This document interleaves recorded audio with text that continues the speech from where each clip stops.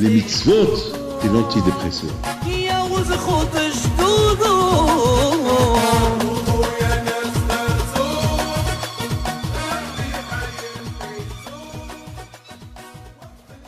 Avec votre permission, je shoot Reb Malka, c'est lui qui m'a poussé à venir vous donner un petit shiur. Alors, on a lu un peu des parachutes ces derniers temps. Et de ces parachutes, on a vu beaucoup de choses à apprendre. Par exemple, on a lu la paracha de Ve'alutra, de la Shonara à laquelle a parlé Myriam sur Moshe Rabbeinu. On a vu sa punition. On a vu aussi les Meraglim, ceux qui sont partis pour espionner Eretz Israël. Ils ont parlé de la Shonara sur Eretz Israël. Ils sont retournés avec beaucoup de la Shonara. Ils ont été punis. Et la semaine dernière, on a lu plus ou moins la paracha de Korah. Cette paracha de la guerre entre Moshe Rabbeinu et plutôt la guerre de Korah contre Moshe et Aaron. Et cette semaine, on lit la paracha de Hukat, Zot Hukat HaTorah. Et dans cette paracha, on lit aussi toutes les guerres qu'il y a eu. La guerre qu'il y a eu entre Am Israël et le Émori, et des mitzvot qu'on ne comprend pas, qu'il faut le respecter. On voit la haine de Moab et Ammon contre Am Israël, Édom contre Am Israël. On voit, dans ces parachutes, on voit plus ou moins jusqu'à combien les Goïm, Moab et Ammon, qu'ils ont aucune raison de détester Am Israël. Ils font la guerre à Am Israël. Comment ils font la guerre à Am Israël? Moab, il envoie Bil'am pour maudire les bénis d'Israël. Et voilà, on voit plus ou moins tous ces parachutes qui sont un peu bon. Et surtout, ce qu'on voit, on voit dans la parachute aussi de Bil'am qui veut insulter les bénis d'Israël. Tout ça, ça nous donne à réfléchir. Tout ça, ça nous donne à réfléchir. Ça nous doit réfléchir quelle est les leçons, c'est quoi le message, qu'est-ce que nous on a à apprendre de tout cela. Ça me dérange ça, ça me dérange. Je ne sais pas que vous voyez, ça me dérange.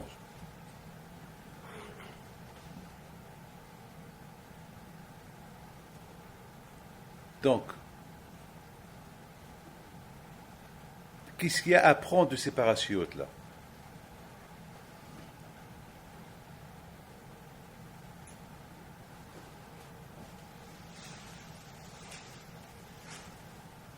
Tout à l'heure, il y a quelqu'un qui m'a appelé d'Israël, m'a posé une question. Il me dit, Rabbi David, pourquoi Korah n'a pas été puni par la lèpre? Étant donné que Aaron, il a maudit Korah, il a maudit Moshe et Aaron, et la Gemara dit qu'il les a même traités de Shalom, de mensonges, etc., etc. Donc, a priori, on devait, Aaron, Korah, il devait être puni par la lèpre. Il a critiqué Moshe Rabbeinu, comme on a vu à Myriam, parce qu'elle a critiqué un peu Moshe Rabbeinu, elle était punie par la lèpre, alors Korah, il soit puni par la lèpre. Et en plus, on dit que le Metzora, celui qui a la lèpre, lorsqu'il a la lèpre, chez qui il va? Chez le Kohen. Donc c'est encore en plus. Korah, il va aller chez Aaron pour le bénir, pour qu'il décide si c'est la lèpre ou c'est pas la lèpre. Donc là, toi, Israël, ils vont voir que Korah, il a critiqué Moshe et Aaron pour rien. Ils vont le voir tout de suite avec la lèpre, ils vont tous comprendre, il y a un problème. Korah, il a un problème. Tout ce qu'il a dit, c'est du bidon. Comme ça, on aurait économisé 250 morts qui ne vont pas mourir. Datan va Abiram aussi, qu'ils ont parlé de la Shomara, ils vont, et on le Bépélé, tout le monde va recevoir la lèpre, et voilà, on stoppe. on stoppe. On voit le Lashon Hara est tellement dur que celui qui parle du Lashon Hara, il a la lèpre. Comme qu'on a vu chez Myriam. Korah, il a parlé, il paraît que Korah, il a passé toute une nuit à critiquer Moshe Rabbeinu. Il a critiqué le Talit, il a critiqué les têtes, il a dit que Moshe Rabbeinu, il invente des mitzvot, tout ça. On le punit avec la lèpre. Donc, à Botaï, tout ça, il y a aussi quelque chose. Qu'est-ce que nous, on va apprendre de cette paracha de Korah? Pourquoi quand je n'a pas puni Korah avec la lèpre? Et Korah, il sera lépreux, il va venir chez Aaron. Ah, tu as besoin de moi. Ah, voilà. Tu as besoin de moi, donc tu vois, tu dépends de moi. Donc pourquoi tu veux ma place? Voilà. C'est des choses qu'on va essayer de comprendre. Rabotai, c'est quoi Veikach Korah entre vous et moi? Veikach, c'est comme si je prends, regardez, hein, je prends cette coupa. Voilà. Cette coupa, elle est là, et je la prends. C'est ça Veikach. Je prends un chapeau. Je prends. Korah, c'est écrit Veikach. C'est quoi Veikach? Korah, il a pris. Il a pris quoi? Il a pris quoi? Qu'est-ce qu'il a pris? Il a rien pris. Il a pris quoi? Il a commencé à critiquer. Alors, il dit, Veidabé Korah. Korah, il a parlé. Ou Veyomer Korah. Korah, il a dit, mais quoi? Il a pris. Tu as pris quoi? La bouteille, de là, j'ai compris quelque chose. Il dit Rashi, la kah mekahara. Il a pris une marchandise qui est mauvaise. Il a pris des décisions qui sont, beaucoup de fois on dit, je prends des décisions. Je prends une décision. Vous savez c'est quoi le mot prendre une décision? En français, on dit je prends des décisions. C'est quoi je prends une décision? C'est-à-dire une décision, lorsqu'on la prend, on la prend. C'est comme si on prend un hefetz. Lorsque, par exemple, je suis responsable, je prends une décision, par exemple, pour faire ceci, cela. Lorsque je dis le mot je prends une décision, ça veut dire que c'est comme si j'ai pris quelque chose. C'est-à-dire que Korah était tellement sûr de lui, très sûr. C'est comme, il était tellement sûr, comme si, par exemple, il est sûr que ce que j'ai dans les mains, c'est une coupa et non pas une paire de lunettes. Donc, chez Korah, il était sûr de lui. C'est pas soi-disant que Korah, il a pris des... N'oubliez pas que Korah, c'est un tzaddik. N'oubliez pas que Korah, c'est un prophète, un avis. N'oubliez pas que lorsque Mashiach va venir, Korah va être Kohen Gadol. Il dit à Rizal HaKadosh, il dit, tzaddik ata marifrah, sauf que t'es votre Korah. Quand même, c'est-à-dire que Korah était sûr que tout ce qu'il faisait, c'était du Lishim Shamayim. T'es sûr. Ne croyez pas que Korah n'était pas sûr. C'est ça le mot, Veikach Korah. Il a pris une décision. Parce que il faut savoir une chose. Il y a des bonnes décisions, il y a des mauvaises décisions. Je prends une bonne décision, il y a des mauvaises décisions. Celui qui veut voler, c'est une mauvaise décision. Il a pris une décision pour voler, parce qu'il a besoin d'argent. C'est une mauvaise décision. Il y a des bonnes décisions. Mais Rabota, ici, Haïla Korah, c'est pas qu'il a pris une mauvaise décision. Il a cru qu'il a pris une bonne décision. C'est ça. En quoi il faut faire attention. La bonne décision, qu'elle n'est pas bonne, qu'elle est mauvaise. Et beaucoup de fois, ça peut arriver. On prend des bonnes décisions, mais elles ne sont pas bonnes. Elles sont mauvaises. C'est ça le mot Veikach Korah. Korah était sûr et certain qu'il a pris une bonne décision. Et cette mahloquette, cette guerre qu'il est en train de mener contre Moshe et Aaron, elle est vraie. Et d'ailleurs, lui-même, il dit à Moshe et Aaron, lui-même, il dit que toute la Aïda, tous les Amisraël sont Kedushim, et Akash Baruch Hu, il est en eux. Ça veut dire que Hasbi Haïla, on ne peut pas imaginer que Korah, il a dit des choses bêtes. Mais malgré tout, Rabotai, le fait qu'on a vu dans la Torah qu'il a fait une guerre contre Moshe Rabbeinu, ça c'était une mauvaise décision. Maintenant, je voudrais simplement vous dire,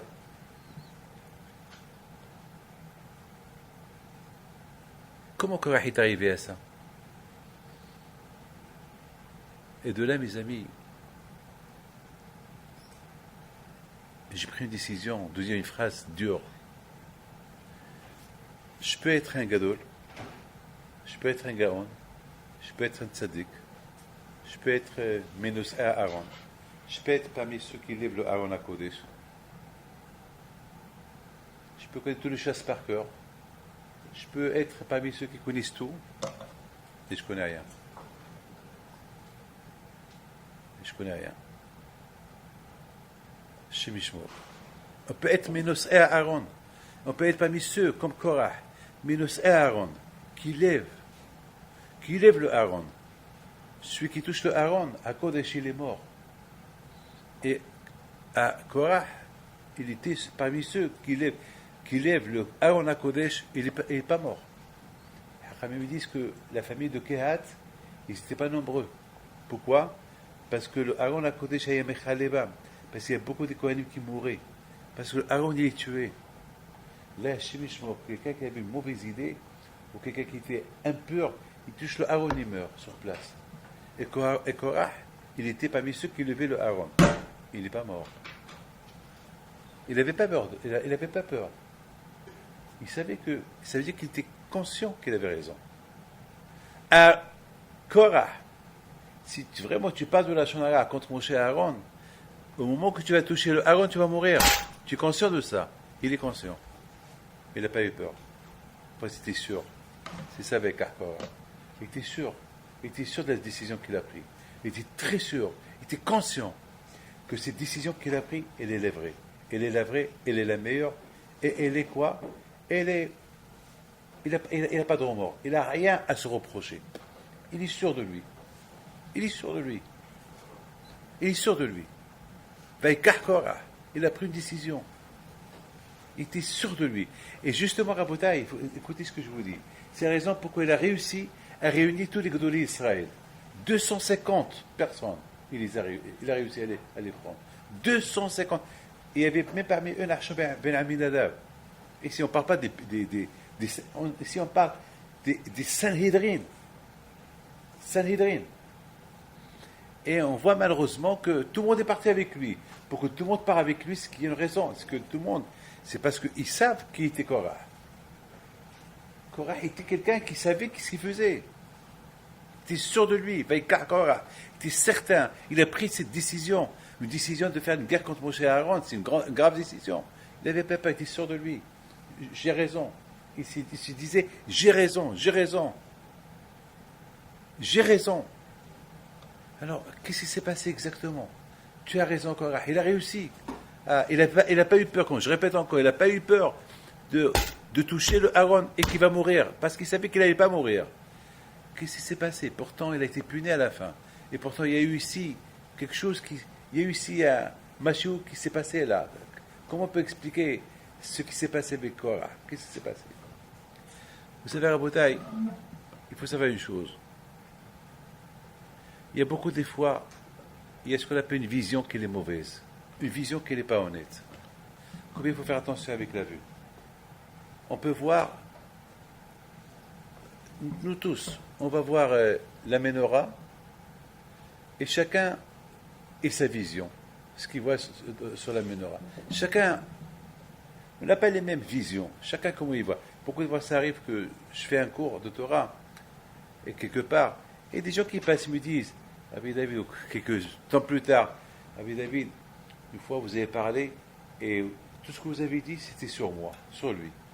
L'autre, il dit, finalement, je vois que tout le monde dit que j'ai visé chacun. Non, c'est que, je sais ce que j'ai dit.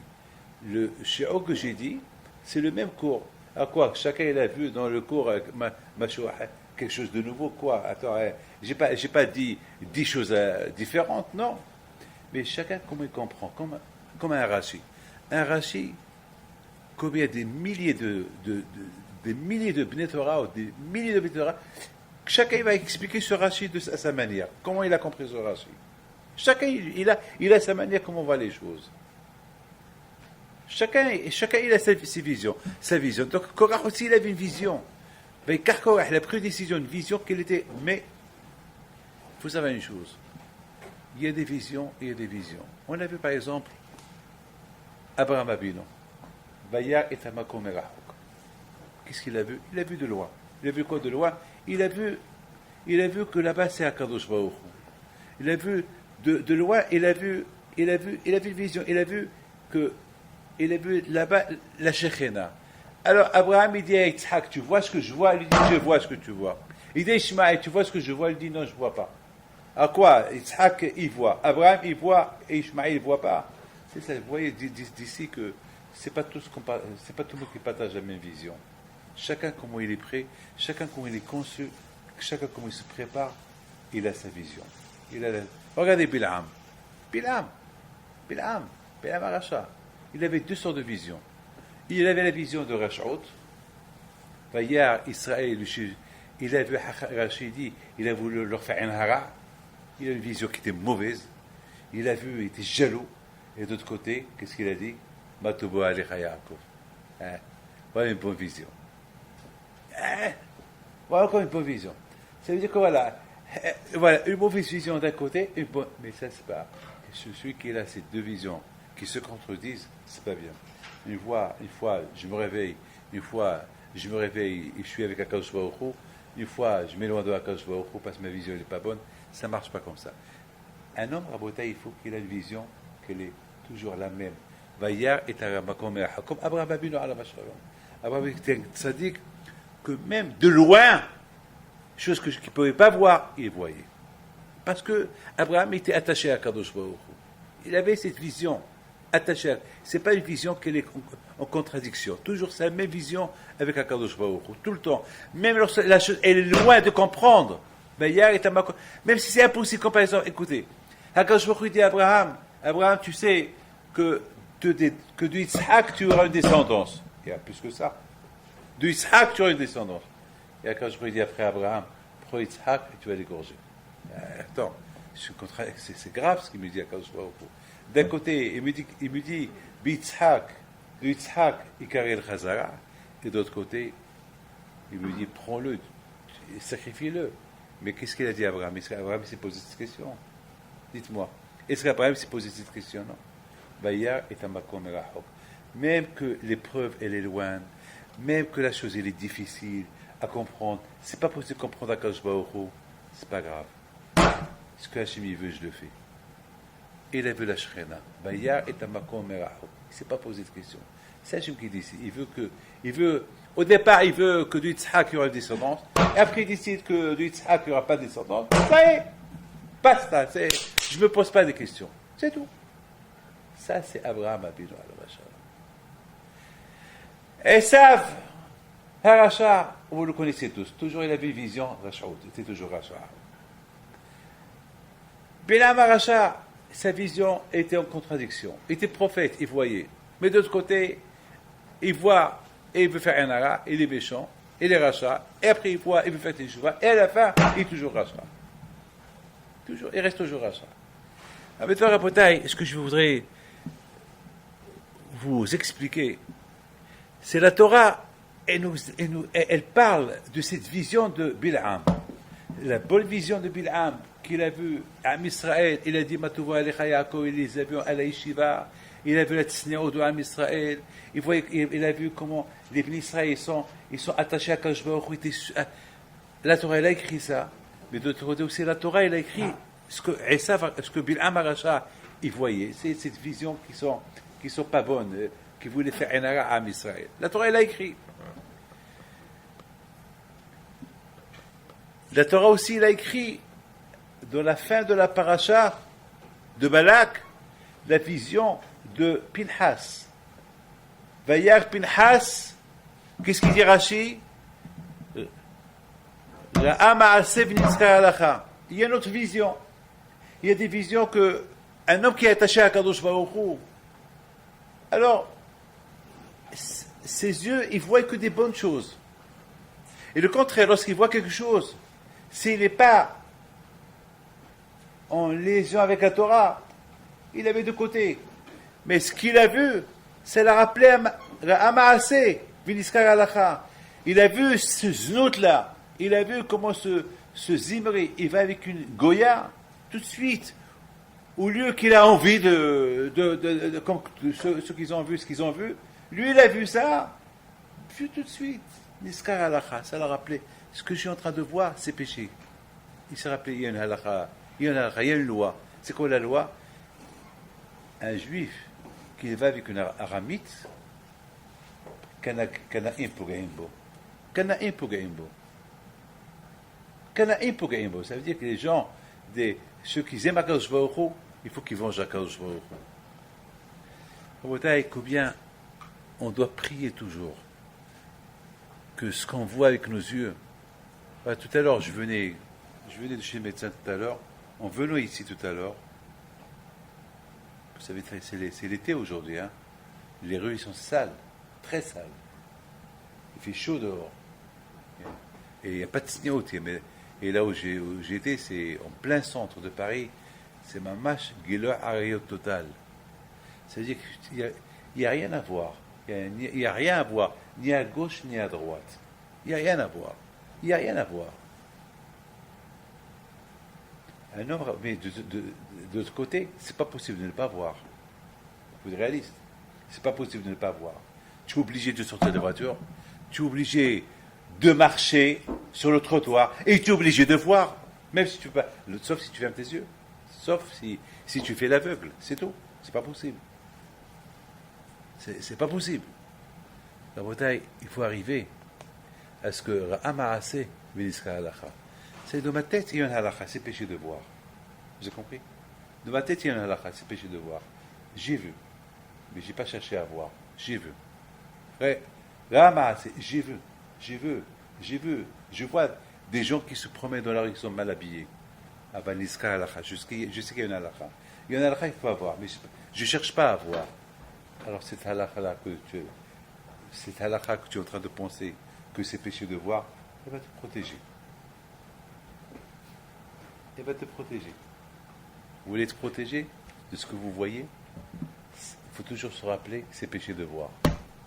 Rama'ase, je marche dans la rue, je n'ai pas le droit de voir. Mais je vois des marasim, je vois des gens qui se promènent, je vois des femmes qui sont... Mais je ne cherche pas à les voir, je suis obligé de marcher. Mais le fait que tu te rappelles, tu penses qu'il y a un halakha, il y a un halakha. Et cette halakha-là, c'est péché de voir, cette halakha va te protéger. Béouna chez les mains, je dois la parole d'honneur. Ça m'aide beaucoup, ça. Ça m'aide. Pour moi, c'est un hidouche que j'ai eu. Et je crois que je l'ai eu. J'ai pensé à ça il y a quelques temps. Et ça m'aide beaucoup. Écoutez, je reçois des femmes du matin au soir. Je monte dans les avions du matin au soir. Je suis toujours dans les trains. Je suis toujours dans les gares, dans les aéroports. Il fait chaud. Il fait très chaud. Les femmes ils sont mal habillées. Mais je sais qu'il faut toujours, je pense toujours ce que j'ai appris de Pinhas. Ra'ama'ase v'niskar halacha. C'est tout. C'est tout. Lorsqu'on va être protégé de ce qu'on voit, il faut toujours penser à la halacha. Tu sais, David, tu n'as pas le droit de voir. Je sais, je n'ai pas le droit de voir. Puisque le fait que tu penses que tu n'as pas le droit de voir, quand je va t'aider à ne pas avoir des mauvaises idées. Et tout ça, pourquoi je vous dis tout ça? Pour vous dire, c'est quoi la vision? Il y a des bonnes visions qu'on peut voir. Et ça, comme que Abraham Abino, tout ce qu'il a vu, Abraham, ça l'a aidé pour, le contraire, ça l'a aidé pour se rapprocher à Kadosh Baruch Hu. On voit Bil'am, Harasha, il vivait en contradiction avec lui-même. Il voit des mauvaises choses, il voit des bonnes choses, il s'attache aux mauvais, il s'attache à des bons. Voilà, alors toi, il ne soit pas comme lui. Voilà les limoutes, voilà ce qu'on peut apprendre de ces parachutes-là. Il y a des choses à apprendre. Il y a des choses. Qu'est-ce que j'apprends de Pinhas? Voilà, en plein été. Qu'est-ce que Rabotaï, je peux apprendre? Qu'est-ce que je peux apprendre maintenant de Korah? Korah, Bémet, c'est de la folie, Korah. Qu'est-ce que je peux apprendre? Eno et Ato. Il y a une Gemara qui dit, il s'est trompé avec ses yeux. C'est-à-dire qu'il a vu. C'était un prophète, Korah. Il a vu que de lui, il va sortir celui qui représente Moshe Aaron. Il a vu Shmuel qui sort de lui. Alors il a dit, si de moi, il va sortir Shmuel, alors moi qui j'en suis? Voilà ce qu'il a vu. Mais attends, Korah, réfléchis un peu. Toi, c'est toi, Shmuel, c'est Shmuel, mais dans sa tête, il a vu. C'est-à-dire que, tu peux être un tzaddik, et tu peux être menosré à Aaron, tu peux être parmi ceux qui lèvent le Aaron, et tu peux te tromper.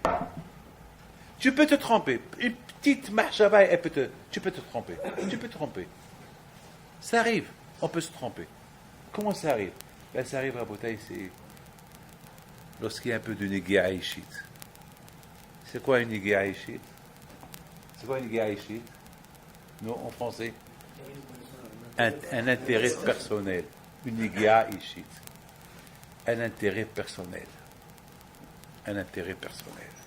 Vous savez que dans, comment ça s'appelle, un qui est proche, il est passé au laïdout. Pourquoi, par exemple, je veux pas, par exemple, signer le Ktuba de mon fils, ou je peux pas signer, je peux pas témoigner pour un proche parce que j'ai une guerre, parce que j'ai un intérêt personnel. Parce que mon intérêt, c'est de faire gagner ceux qui est mon proche. Donc j'ai pas le droit de témoigner. À Botaï, il avait une iguia ici. C'est-à-dire que s'il y avait d'autres personnes qui auraient fait la guerre contre Moshe et Aaron à la place de Korah, on aurait dit bon. Mais c'est Korah lui-même qui l'a fait. Le fait que Korah lui-même il l'a fait, il y a une iguia ici. Il y a une iguia ici. Regardez à Botaï, Beth Shammai et Beth Hillel. On va imaginer une imagination un peu bizarre. Vous avez Beth Shammai qui sont là, ils disent Assour. Vous avez ici Beth Shammai, Beth Hillel qui disent Moutar. D'accord? Alors mettons, ils se bagarrent. Ce matin, je vous ai entendu en train de se bagarrer ce matin. Mais c'était une bagarre, les Shem Shammai. Ça criait ce matin. Ça criait fort ce matin. Et celui qui l'entend, alors il y a la semaine dernière, il y avait quelqu'un chez moi, et il vous a entendu en train de crier, il a dit, Rav, allez-y voir ce qui se passe. J'ai dit, il se passe quoi? Non, je vous donne la parole d'honneur. Il a dit, allez-y voir ce qui se passe parce que ça crie. Il a dit, ne vous inquiétez pas, c'est pas des coups de poing, c'est pour comprendre une Gemara, pour comprendre un Rashi, pour comprendre quelque chose. J'ai commencé à lui expliquer. Il m'a dit, c'est comme ça, c'est l'énergie, hein. C'est ce qu'on appelle l'énergie de Torah. C'est ça. Mais je prends Beth Shammai et Beth Hillel. Ils se disputent. Beth Shammai va rentrer chez eux. Et chez eux, tu te rends compte qu'ils se disent Beth Hillel. Mais attends, ils disent vous appelez ça de la Shonara? Dites-moi. Non. C'est de la Torah. Elo ve'elo, divrei Elokim Haim. Ce qu'ils disent Beth Shammai et ce qu'ils disent Beth Hillel, c'est Elo ve'elo, divrei Elokim. C'est les paroles de la Kadosh. Ils essaient de comprendre les paroles de la Kadosh. C'est tout. Il n'y a pas d'Ashmara. Alors, regardez, je vous en prie, écoutez bien. Regardez les choses, jusqu'à où les choses ils sont graves. Ça veut dire qu'on aurait pu croire que Korah, c'était Mamash les Shem Shammai. On aurait pu dire, Ele, Korah et Moshe Rabbeinu, c'est Elo ve'elo, divrei Elokim Haim. Pourquoi pas Korah? Donc, je vous ai dit, si Bémet, il croyait que ce qu'il faisait, c'était interdit de faire ce qu'il était en train de faire, ben, il aurait pu avoir peur de toucher le Aaron. Il aurait dit, oh, je suis en train de crier pour être Kohen Gadol, pour prendre la place de Moshe, mais attends, et si je suis Kohen Gadol, je rentrerai à Kodesh HaKodashim, et si je rentre à Kodesh, je vais mourir là-bas. Je vais toucher le Aaron, je vais mourir là-bas. Non, il n'avait pas peur, il était conscient, il était sûr de lui. Pourquoi il était sûr de lui? Parce que il s'est trompé, l'œil. Vous savez quand est-ce que l'œil peut te faire tromper? Lorsque tu as un intérêt personnel. Un intérêt personnel. Lorsque quelqu'un il a une iguéa atzmit, là, l'œil peut le faire tromper. Rabotai, c'est la raison pourquoi je pense que Korah n'a pas été puni par la lèpre. Parce que il ne s'est pas senti qu'il a parlé de la Shonara sur Moshe Rabbeinu. Myriam, Ken. Myriam, elle a parlé. Myriam, elle a dit, pourquoi il n'y a que Moshe Rabbeinu qui est prophète? Nous aussi, on est prophètes. Ça, c'est vrai, la Shonara, ça. Donc, elle a été punie par la lèpre. Par contre, Rabotai Korah, pour lui, c'était pas de la Shonara. Lui, il vient, il dit que Kol Aïda Kiddushim, Tucham Hashem, la Matit Nas'u. Pour lui, C'est que, attends, Aaron comme Kohen Gadol, toi tu es ça, toi, qui me dit que ça vient de Akadosh Baruch Hu? Il commence à poser des questions que pour lui c'était des questions qui sont justes à propos de comment ça s'appelle, du talit, etc. etc. Il n'était pas. Il a pris une décision. Hasvi Shalom. Il veut être Kohen Gadol. Il ne veut pas déformer la Torah. Mais malgré tout ça, la vision. Lorsque quelqu'un il voit mal les choses. Sur ce rabotage, je voudrais vous dire, raconter. Vous savez, hier, il y a quelqu'un qui vient chez moi hier matin. Il s'appelle Peretz. Il habite à Créteil. Il m'a dit, il faut que je vous raconte une histoire que j'ai écoutée de mon père. Son père lui a raconté cette histoire-là. Son père à lui. C'est une histoire qui date peut-être 90 ans. Il a dit une fois, mon père, lorsqu'il avait 12 ans, comme c'est ma raconte, il nous raconte mon père lorsqu'il avait 12 ans, il est parti avec son père, maintenant, c'est avec son grand-père, à celui qui m'a raconté l'histoire. Il va avec lui à là où ils vendent des tissus à Casablanca. Et pour acheter du tissu, je ne sais pas quoi, et c'était un commerçant de tissu, son grand-père. Et voilà Rabbi Haim Pido, grand-père, qui arrive. Il arrive. Et dès qu'ils l'ont vu, le Baal Bayt, il l'a vu, tout le monde s'est levé, on lui a proposé un verre de thé, on lui apporte un verre de thé. Et voilà maintenant, le Gabay, celui qui accompagne Rabbi Haim Pinto, il dit à Rabbi Haim Pinto, il lui dit, tu peux demander à Rabbi, moi j'ai honte, comment s'appelle, l'ouvrier du Baal Bayt, parce que c'est un fumeur, je l'ai vu tout à l'heure fumer, s'il peut me donner une cigarette. Et puis il regarde l'ouvrier du Baal Bayt, il le regarde, et il appelle son gabaï. Il lui dit, viens. Il dit, le pauvre, c'est un pauvre, il n'a que 3 cigarettes dans sa poche, et c'est un fumeur, il n'a pas d'argent. Si tu lui prends une cigarette, il va lui rester 2, et c'est pas assez pour toute la journée. Maintenant, l'ouvrier, il entend ça. Et il dit à Rabbi Haim Pinto, et comment vous savez que j'ai 3 cigarettes? Il dit, va, tu cherches. J'ai que 3 cigarettes. Je t'ai fait un hesed, j'ai fait un service. Il met ses mains dans sa poche, il prend le paquet, il ouvre, il y avait 3 cigarettes. C'est ce qu'on appelle Re'iyah. Il a vu. Il a vu ce qu'on ne voit pas. Comme Shmuel Hanavi. On l'appelait le Roé. Il voit. Vous savez, c'est ce qu'on appelle voir des choses invisibles. Voir ce qu'on ne peut pas voir. Ah bah tu as raté une histoire. Après, tu demandes l'histoire. On t'a raconté une très belle histoire. Donc, vous voyez, Rabbi Haim Pinto il a vu ce que personne n'a vu. Personne n'a vu ce qu'il a vu. Et d'autre côté, Rabotai, c'est pas pour tout le monde qui peut arriver à cette vision. Alors pour arriver à cette vision-là, voir ce que personne ne voit, il faut être kadosh. Il faut être saint. Il faut faire attention à ce que tu vois. Et c'est ça la paracha. C'est ça Rabotai. Abraham, il voit de loin. Tellement qu'il voit de loin. Il voit la Shekhinah de loin. Comment je vous en prie, comment Abraham il a vu la Shekhinah? Comment il a vu? Vous savez pourquoi? Qu'est-ce que il a eu Abraham que lui il voit et Yitzhak il voit ce que Shmaël ne voit pas? Shmaël ne voit pas et Abraham et Yitzhak il voit. Pourquoi? Vous savez pourquoi? C'est parce qu'Abraham il avait des raisons pour dire qu'est-ce qui se passe. Hachem me dit que de Yitzhak j'aurai une descendance et après il me dit égorge-le. Mais Abraham il aurait pu dire ça, il n'a pas dit ça.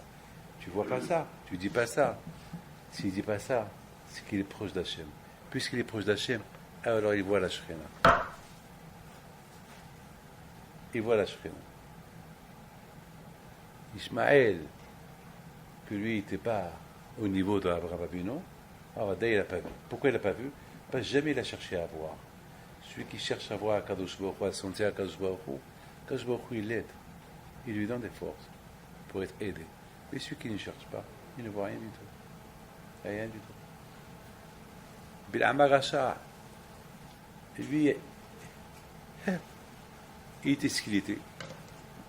Voilà, Rabotai, les limoudim que la Torah nous apprenne. Maintenant, on comprend très bien que Korah, Akash Baruch Hu, il n'a pas envoyé la lèpre. Parce que la lèpre, on la donne à quelqu'un qui parle de la Shonara. Mais Korah, il n'a pas parlé de la Shonara. Pour lui, pour Korah, il avait une conviction. Il avait une conviction que lui méritait être un Kohen Gadol. C'est tout. Il avait une conviction dans sa tête. Mais je comprends Arizal Akadosh qui dit que lorsque Mashiach va venir, il va être Kohen Gadol. Parce que Bémet croyait qu'il avait raison. Il y a une seule chose, il n'a pas eu raison. Une seule chose, au Korah, il n'a pas eu raison. Laquelle? Korah, tu es un voyant, tu vois, tu es navi, tu es tout ce que tu veux, mais cette vision que tu as vue de tes petits-enfants, ça c'est une fausse vision. Pourquoi? Parce que tu ne peux pas apporter une preuve, parce que ton petit-fils, ton petit-fils il est l'équivalent de Moshe Aaron, que toi tu peux être plus que Moshe Aaron, ça c'est une fausse vision. Ça ne marche pas comme ça. Ça, c'est une fausse vision. Ça, t'as mal vu. Ça, c'est pas normal. Il faut beaucoup faire attention à ce qu'on voit. Vous avez compris? Il faut faire beaucoup attention. Il faut toujours analyser les choses qu'on voit. La semaine dernière, il y a une femme à la porte, elle est morte d'ailleurs. Il y a une schmat. Vous savez? Hein? Répète.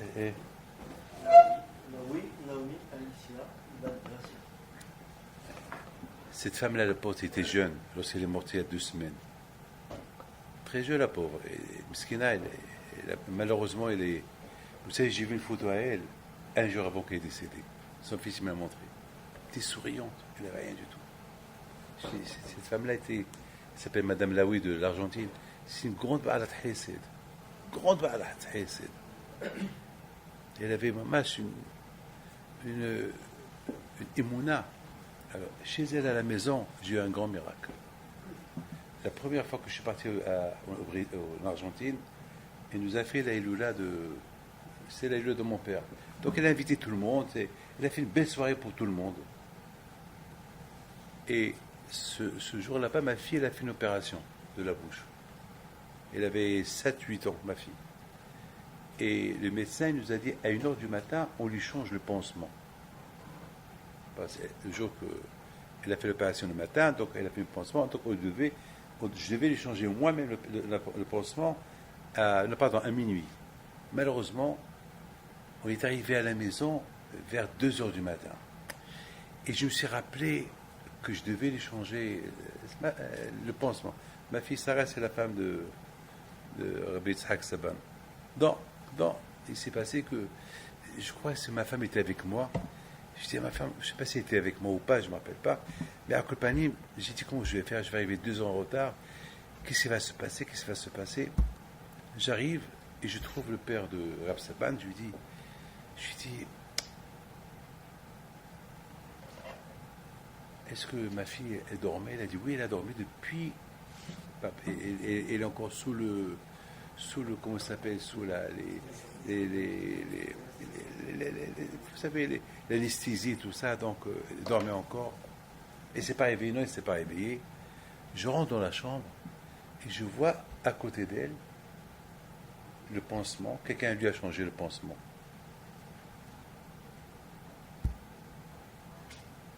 Alors j'appelle M. Saban, je lui dis, qui était là? Il me dit, il n'y avait personne. Personne n'est venu. Comment personne? Quelqu'un lui a changé le pansement. Ma fille, elle avait que 7 ans. Elle ne pouvait pas changer elle-même. C'est nettoyer les lèvres et le pansement, c'est pas possible. Alors j'ai appelé ta femme. Sa femme, non, il n'y a personne. Comment il n'y a personne? Mais c'est pas possible. Alors, d'un côté, c'est des choses qu'on ne peut pas comprendre. C'est des choses qu'on ne peut pas comprendre. C'est des choses qu'on ne peut pas comprendre. Et cette histoire, elle s'est passée lorsque j'étais chez elle.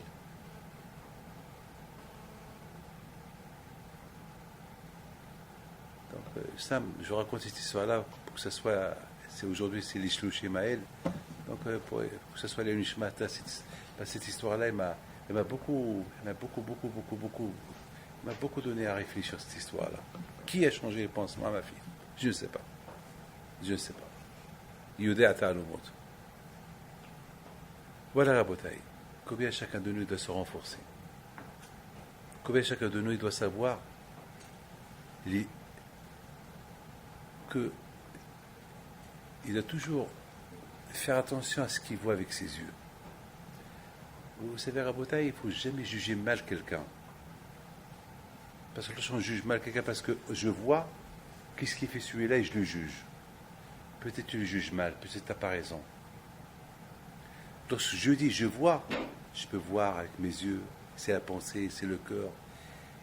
On peut voir et croire que c'est du vrai et c'est du faux. Beaucoup de fois ça arrive, j'étais à la yeshiva comme vous. Beaucoup de fois ça arrive que lorsque je discutais avec quelqu'un, pour avoir raison, je dis moi j'ai vu dans un livre que c'est pas comme ça. Pour avoir raison, alors que j'ai rien vu. Ah bon, tu as vu quel livre? Là, je sais pas, j'ai vu dans un livre. J'étais jeune, je veux avoir raison. Ou bien, il se peut que j'ai vu, mais je veux déformer ce que j'ai vu. Les Amak, et après, une fois que le pied dans la façon, il m'a eu. Il m'a dit, un héros, c'est l'héros. Je veux voir. J'ai pas le choix. Je lui ai apporté le livre, que Zahamak, soi-disant, comme, il me dit, Ken, c'est le kacha. David, Ataraïta kacha, avazelo kacha. Beaucoup de fois, on voit ce qu'on veut, on voit ce qui nous intéresse.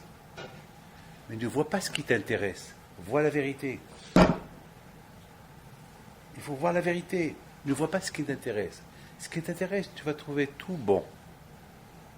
Tout est bon, pas ça t'intéresse. Mais vois la vérité. Vois la vérité, c'est une avoda. Korah, il a vu ce qui l'intéresse. Vous avez compris? En deux mots. Korah, répétez ce que j'ai dit. Korah, il a vu ce qui l'intéresse. Et ce qui l'intéresse, c'est être Kohen Gadol. Et puisqu'il ça l'intéresse à être Kohen Gadol, alors il s'est trompé. Il a vu ses petits-enfants qui sont Kohen Gadol, qui sont des Nevi'im. Alors il a dit, ah ben, puisque je vois ce que je vois, c'est que moi je suis mieux qu'eux. Parce que ça t'intéresse. Tu vois mal. C'est pas parce que eux ils sont Kohen Gadol. Eux,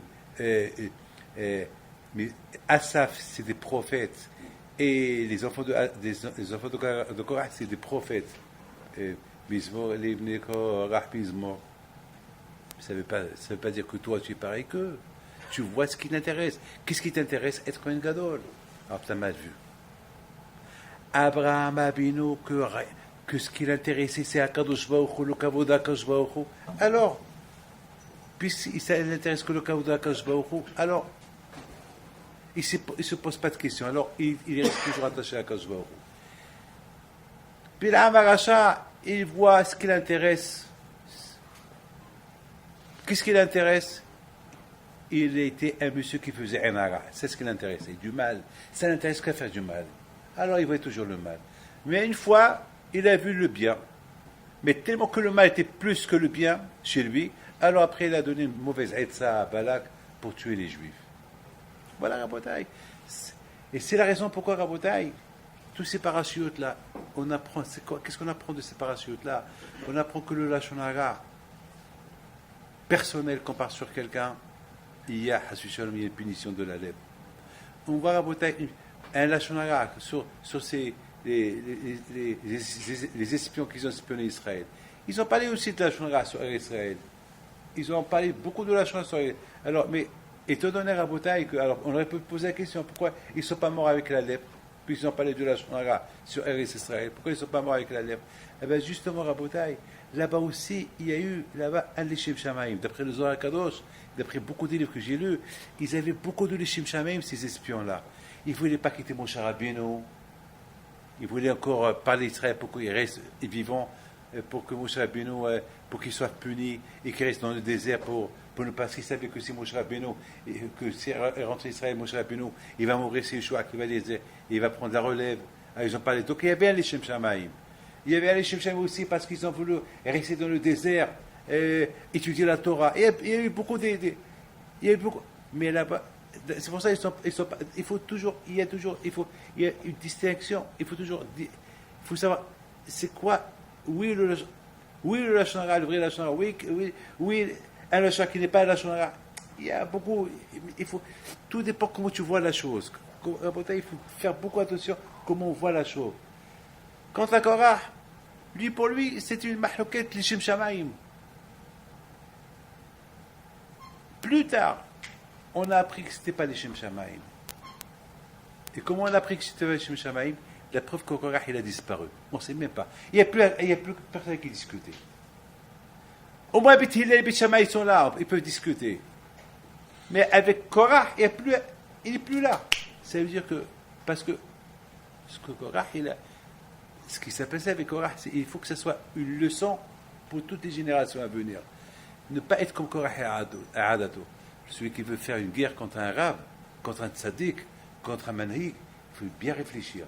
Est-ce qu'il y a un intérêt personnel ou pas? S'il y a un intérêt personnel, ne fais pas parce qu'il va t'arriver quelque chose comme Korah.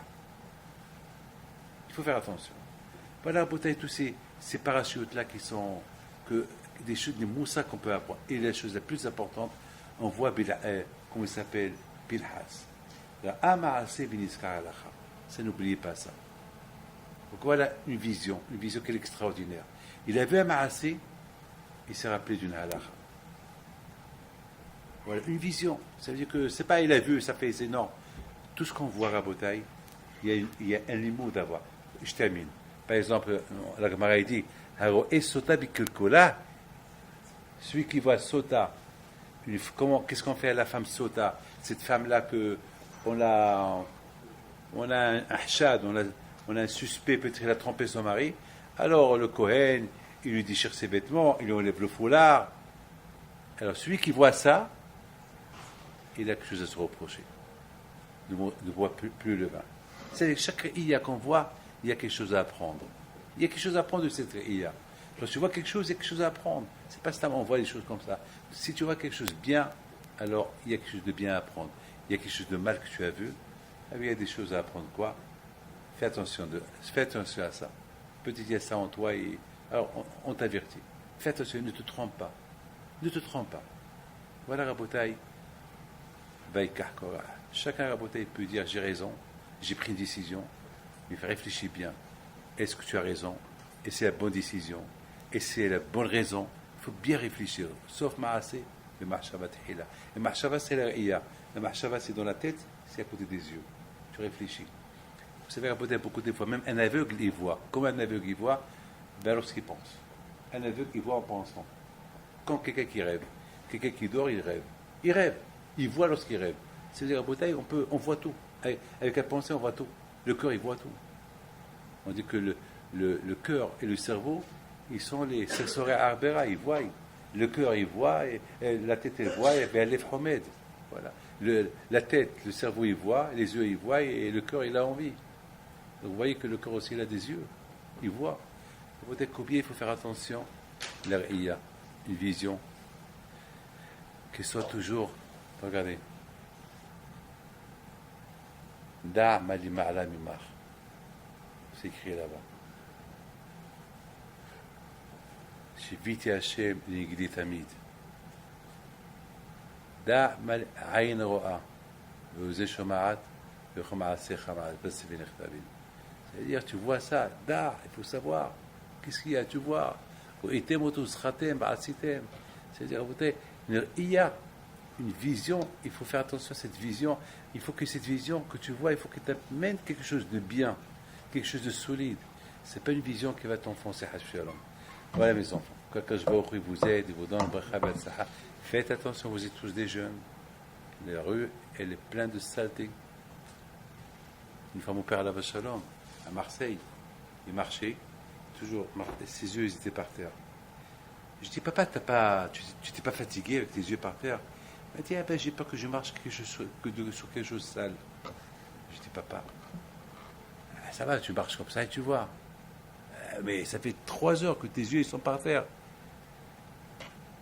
Il dit, David, la femtis, t'as pas compris? Je dis, non, explique-moi. Il m'a dit, la rue, elle est sale. Je préfère voir le parterre, il est propre. Même si je marche sur la saleté, c'est pas grave. Je vais nettoyer la saleté qui est sur mes chaussures. Mais ce qu'il y a dans la rue, c'est trop sale. Jamais j'oublierai ça. J'avais 23 ans lorsqu'il m'avait dit cette phrase-là. Alors, tellement que ça m'a marqué que chaque fois que je vois une rue, je vois la rue sale, je pense à mon père. C'est-à-dire que je pense à mon père toute la journée. La rue, elle est sale. Je ne veux pas esquinter ma vue. Et pourtant, mon père était myope, il ne voyait pas. Il était myope, là, il ne voyait pas. Il ne voyait pas. Il ne voyait pas. Et malgré tout, même qu'il ne voyait pas, il ne veut pas voir. Il ne veut même pas voir ce qu'il ne voit pas. Vous avez compris? Il ne veut pas voir ce qu'il ne voit pas. Allez, que je vous protège, vous donne votre saha. À bientôt. الحرب